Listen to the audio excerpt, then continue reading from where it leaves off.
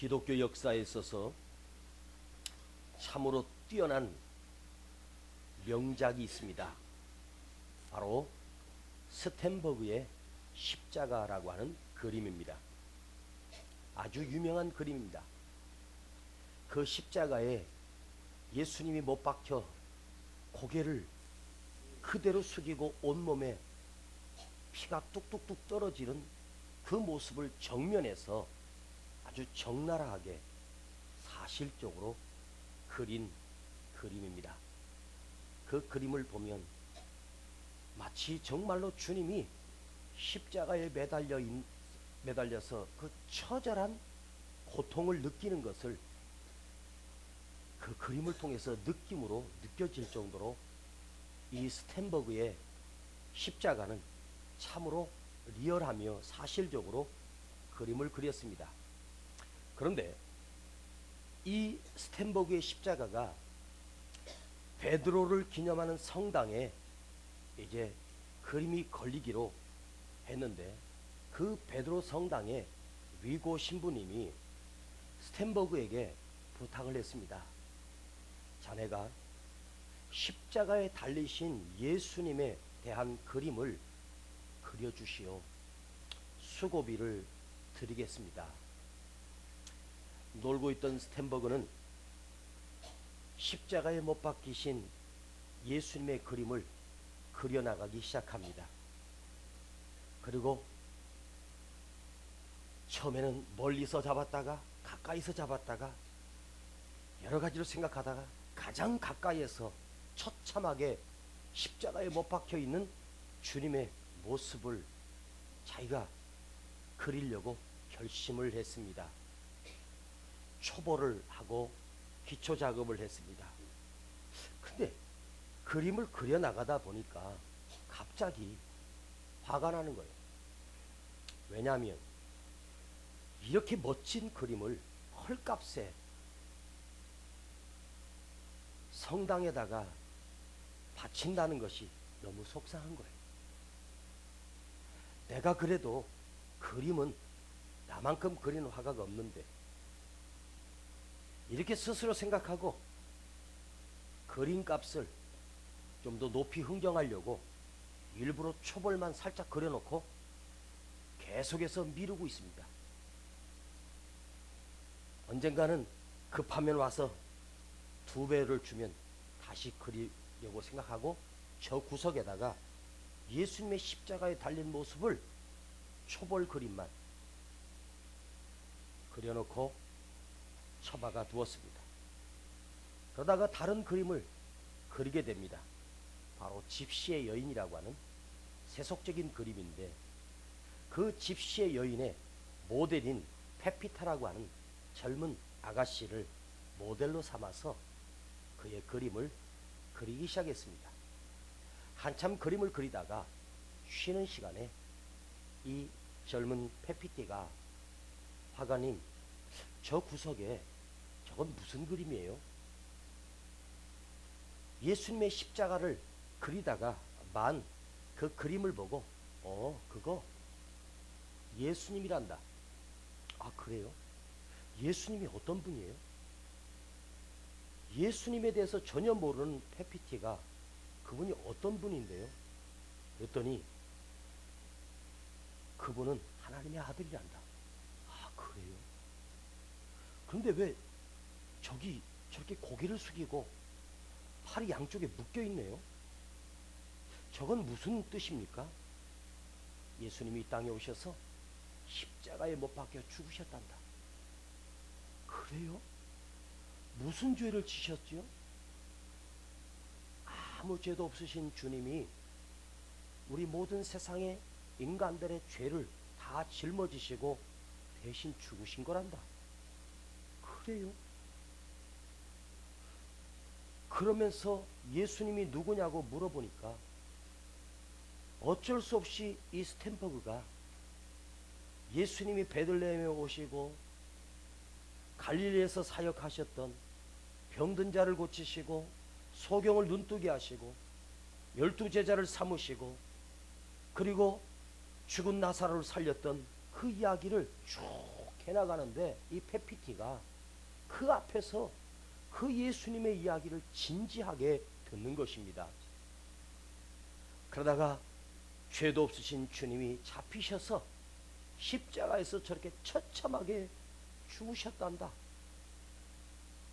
그 이야기를 듣는 페피타가 그 앞에서 눈물을 뚝뚝뚝 흘리면서 그 이야기를 듣는 거예요. 얼마나 우는지 엉엉 울어댑니다. 너무 우니까 스텐버그가 그만 좀 울어라. 선생님은 지금 눈물이 안 나요. 예수님이 이렇게 비참하게 나를 위해서 죽으셨는데. 울지 마라.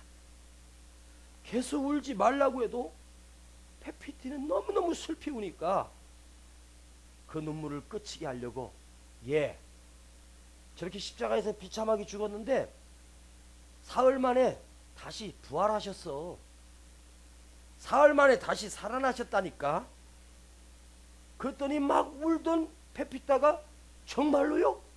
진짜로요? 정말 부활하셨어요?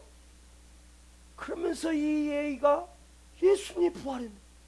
막 박수를 치면서 그 자리에서 얼굴이 환해지면서 예수님이 부활하셨네요. 다시 살아나셨다고요? 너무너무 기뻐하는 거예요. 그 순간 교만했던 스텐버그가 큰 충격을 받습니다. 예수님이 만백성을 위해서 죽으셨다고 자기가 방금 페피타에게 얘기했고 부활하셨다고 말했음에도 불구하고 자기는 전혀, 오늘 처음 예수님의 이야기를 듣는 저 아이는 저렇게 기뻐하는데, 나는 어렸을 때부터 그 이야기를 수도 없이 들었고 믿음의 사람이라고 하면서도 내 입으로 천연덕스럽게 다시 살아나셨다니까, 다시 부활하셨단 말이야, 이렇게 신경질적으로 대답하고 있는 나 자신이 너무 부끄러운 거예요. 내 이야기를 듣고 이렇게 밝은 생명을 얻고 있는 저 페피타의 얼굴을 보면서 나는 가짜구나. 내가 과연 예수를 믿는다고 하지만 정작 나는 내 입으로는 부활을 말하면서도, 내 입으로는 부활했다고 말하면서도 내가 정작 부활을 믿고 있지 않는다는 사실을 깨달았어. 어렸을 때부터 신앙생활했지만 내가 부활을 믿지 않고 있었던 거예요. 내가말로 예수님이 부활했다니까, 예수님이 부활했어 하고 말하면서도 나는 과연 부활을 믿고 있는가? 그 순간 스텐버그는 그 자리에서 엎드려 하나님 앞에 통곡하며 울기 시작하면서 그가 다시 놀랍게도 부활신앙이 다시 그 속에서 부활하기 시작했습니다. 오늘 사랑하는 여러분, 오늘 여러분들이 예수님 부활하신 것도 알고 부활하신 것도 믿고 부활하신 것도 남에게 말할 수 있지만 여러분 속에서 부활신앙이 다시 부활해야 된다는 사실입니다. 부활신앙이 내 안에서 다시 부활돼야 돼. 할렐루야. 아멘. 그래서 다시 일어나서 붓을 들고 예수님의 십자가를 정성을 다해서 완성시켰습니다. 돈을 적게 준다고 생각했던 것을 회개하면서 내가 주님이 나를 위해서 죽으신 그 십자가를 정말로 정성을 다해서 그려 명작의 그림을 완성했습니다. 그 스텐버그의 십자가는 바로 그가 부활신앙이 회복되고 나서, 부활신앙이 다시 살아나고 나서 회복된 것입니다. 여러분, 우리가 믿는 기독교는, 우리가 믿는 예수 그리스도는 모두가 신비입니다. 처음부터 끝까지 상식도 아니요, 학식도 아니요, 여러분 신비입니다. 또한 전설이 아닙니다. 역사이면서 사실입니다. 여러분, 사실이 사실이란 말이에요. 믿지 않는 자들에게 예수님이 부활했다고 하면 정말로요? 제가 어느 장례식을 진행하면서 그 장례식을 집도하면서 마지막 그 관을 땅속에 묻는 그 유족들과 자녀들이 모인 중에서 제가 예수님의 부활을 설교를 했습니다. 그때가 5월 중순 6월 넘어갈 때쯤인데 제법 햇살이 뜨거웠고 그 천막 밑에는 그래도 조금 시원했습니다. 그 뜨거운 장렬한 그 산에서 예수님의 부활에 대해서 갑자기 간단하게 하려다가 그 부활의 은혜가 내 안에 확 임하면서 부활절도 이미 지났는데 부활절 설교를 제가 거기서 해버렸습니다. 그런데 그 예배가 끝나고 내려오는데 어떤 아주 양복을 잘 입은 멋진 신사가 제 옆에 오더니 목사님, 예수 믿는 사람은 예수가 부활했다는 걸 실제로 믿네요.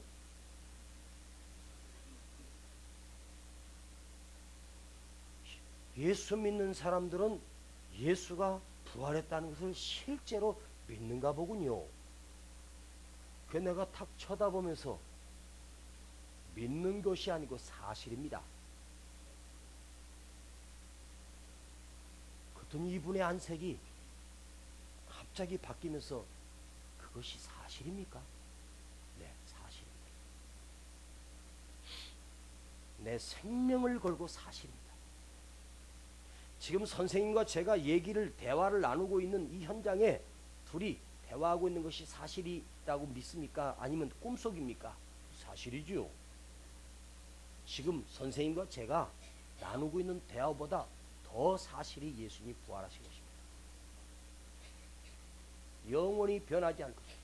선생님과 저가 나눴던 대화는 먼 기억 속에 누가 아무도 기억해 주지 못하고 그랬었었나 할지 몰라도 예수님의 부활은 사실입니다. 그랬더니 그분이 숙연해지는 거예요. 그러면서 두 번째로 물어보기를, 예수님이 부활하셨는데 나와는 무슨 상관입니까? 제가 설명했습니다. 선생님이 예수님을 나의 구주로 영접하기만 하면 예수님의 부활이 선생님의 부활이 됩니다. 그게 무슨 말입니까? 예수님이 죽음에서 다시 살아나셨다는 말은 선생님이 예수를 믿으면 선생님이 죽어도 죽은 것이 아니라 다시 살아납니다. 눈이 동그랗게 뜨면서 충격을 받습니다. 어느새 그의 눈에 눈물이 맺히는 것을 보고 저에게 약속을 했습니다. 목사님, 제가 내려가면 가까운 교회에 꼭 출석하도록 하겠습니다. 그 산에서 제가 그분의 손을 잡고 간절히 기도해 준 적이 있었습니다. 여러분, 예수님의 부활은 전설이 아닙니다. 사실입니다. 여러분이 안 믿는다고 해서 사실이 거짓되는 게 아니에요. 내가 안 믿으면 없는 거예요? 아니거든요. 내가 본 적이 없다고 아닙니까? 내가 본 적이 없는 사실은 엄연히 존재하고 있는 것입니다. 여러분, 내가 모른다고? 아니에요. 부활이라고 하는 이 신비, 놀라운 신비가 있습니다. 보세요. 그 능력 많으신 분이 왜 힘없이 십자가에서 왜 죽으셨느냐? 이것이 이해가 됩니까? 납득할 수 있겠습니까? 오늘도 그렇습니다. 많은 사람들이 이 부분을 이해하지 못합니다.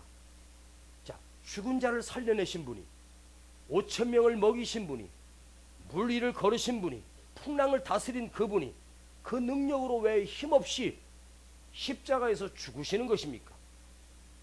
십자가 밑에서 뭐라고 조롱했습니까? 네가 정말로 하나님의 아들이거든 뛰어내려오라. 한 번만 뛰어내려면 믿겠다는 거예요. 여러분, 십자가에 매달리신 주님이 거기서 그 밑으로 번쩍 뛰어내리지 못하시겠습니까? 그런데 왜 주님은 침묵하고 아무 말 없이 능력 없는 자인 것처럼 거기 매달려서 그대로 죽으셨습니까?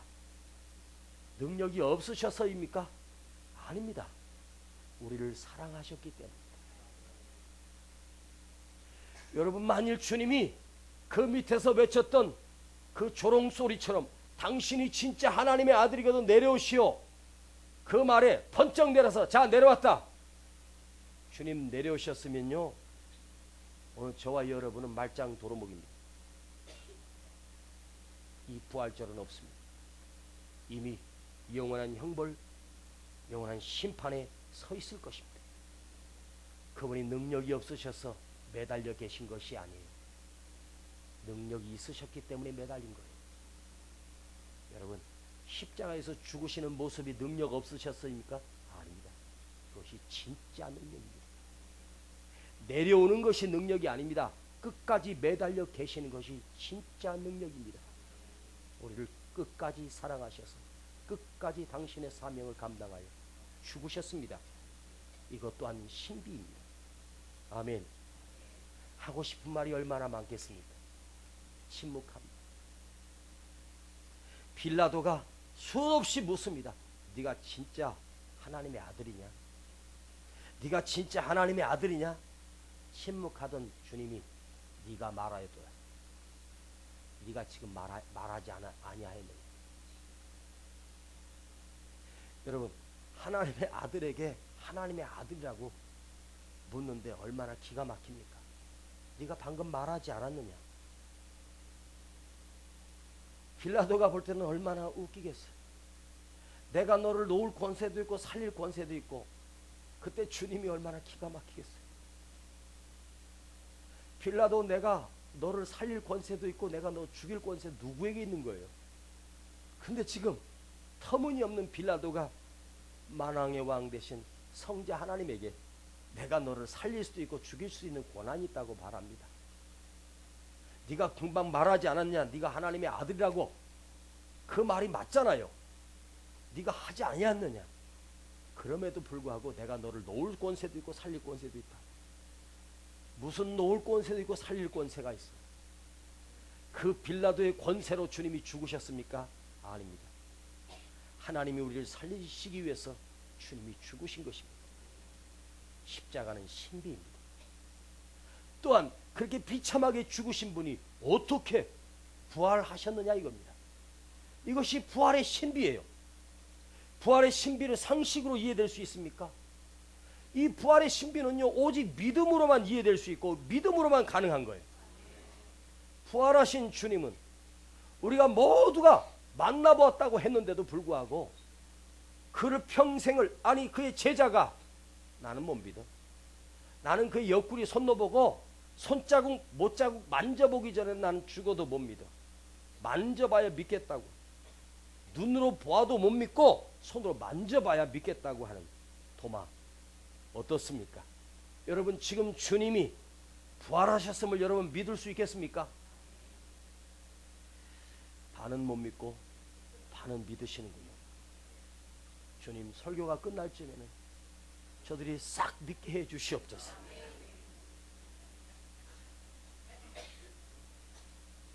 세 번째 신비는 부활하신 주님을 만나보았는데 부활을 경험했지만 그들은 어디로 갔습니까?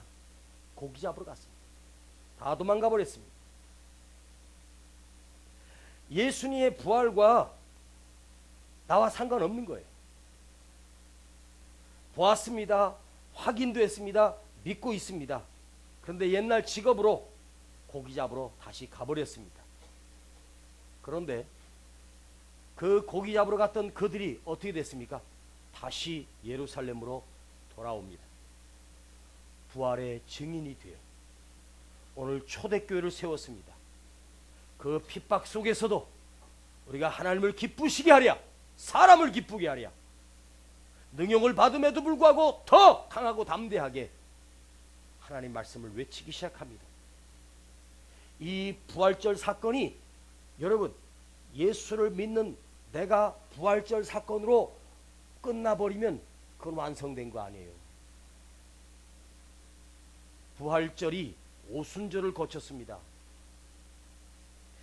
부활절 뒤에 50일 뒤에 오순절, 오순절 마가다락방에 성령이 강림했습니다. 성령이 임했습니다. 자 여기서 생각해봐요. 부활절이 있고 오순절이 있습니다. 부활절만 있는 오순절이 있을 수 없고 오순절만 있는 부활절이 있을 수가 없어요. 부활절이 있는 오순절이 있고 오순절이 있는 부활절이 있는 거예요.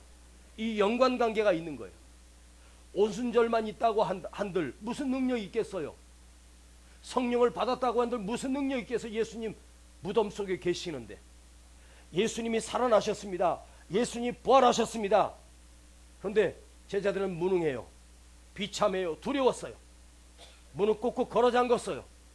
그들은 주님의 당부대로 마가다락방에 모여서 문을 꾹꾹 걸어 잠근 채 거기서 전혀 기도에 힘쓰다가 오순절이 임했어요. 성령이 강림했어요. 성령의 불이 맺단 말이에요. 그때 그들이 뒤집어졌어요. 부활의 신앙이 부활한 거예요. 부활의 신앙을 내가 눈으로 목격하고 내 가슴으로도 믿지만 내 삶으로 드러나지 못했어요. 부활절이 오순절을 거치면서 이런 역사가 일어났습니다. 오늘 여러분 내 안에 확실한 부활의 신앙이 부활하는 은혜가 있기를 축복합니다. 예수님이 부활했는데 어쩌라고? 아, 예수님 부활했대. 그 역사지 그거. 성경이 다 나와. 여러분, 인정하는 것이 믿는 것이 아니에요. 믿는다는 건 뭐예요? 내 사건으로 받아들이는 거예요. 할렐루야.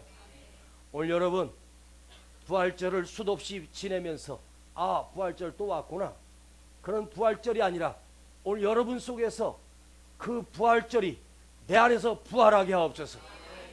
부활하신 주님이 내 안에서 부활하게 하옵소서. 그래서 예수님의 부활로 끝나는 것이 아니라 그것이 나의 부활이 돼야 돼. 내 생명이 부활이 되는 거야. 이 은혜가 있을지어다. 기도합시다. 하나님 아버지 감사합니다. 우리를 만져주옵소서.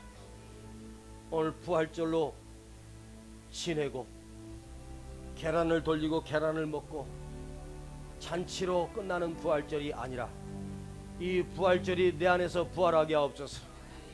다른 사람의 부활절이 아니라 나의 부활절 되게 하시고 내 생명이 되게 하시고 오늘 나의 속에서 부활의 신앙이 다시 부활하여서 다시 주님을 인격적으로 만나게 하시고 부활하신 주님을 다시 경험하게 하시고 내 안에 오순절을 함께 경험하게 하옵소서. 성령님 오셔서 터치하여 주시고 성령님 오셔서 만져주셔서 성령으로 충만하게 하여 주시옵소서. 12 제자들이 120명이 모여 오순절을 경험했던 그 오순절이 오늘 우리에게도 다시 경험되게 하여 주시고 내가 부활을 믿지만 내 안에서 부활하지 못한 이 부활 주여 오늘 성령님 오셔서 깨우쳐 주시고 성령님 오셔서 강하고 담대하게 해주시고 흔들리지 않는 부활신앙으로 다시 부활되게 하여 주시옵소서. 나의 죽은 믿음이 다시 부활되게 하옵소서. 아버지 하나님의 머리로만 믿는 믿음이 가슴으로 부활하게 하시고 삶으로 부활할 수 있도록 역사하여 주시옵소서. 예수님의 이름으로 기도하옵나이다. 아멘. 성령님 이곳에 임하사 우리를 도와주소서. 잃어버린 것 회복시키시고 잃어버린 것 회복시키시고 모자란 것 채워주소서. 성령님 이곳에 임하사 우리를 만져주소서. 육신의 질병 치료하시고 죄에서 자유케 하소서. 성령님 일하시옵소서. 우리를 다스리소서. 만지소서. 크신 능력 주소서. 성령님 이곳에 임하소서. 성령님 일하시옵소서. 우리를 다스리소서. 만지소서. 크신 능력 주소서. 성령님 이곳에 임하소서. 다 같이 일어나셔서 부족한 것 넉넉하게 하소서. 약한 것 강하게 하소서. 미련한 것 지혜롭게 하소서. 모난 것 다듬으소서. 성령님 일하시옵소서. 우리를 다스리소서. 만지소서. 크신 능력 주소서.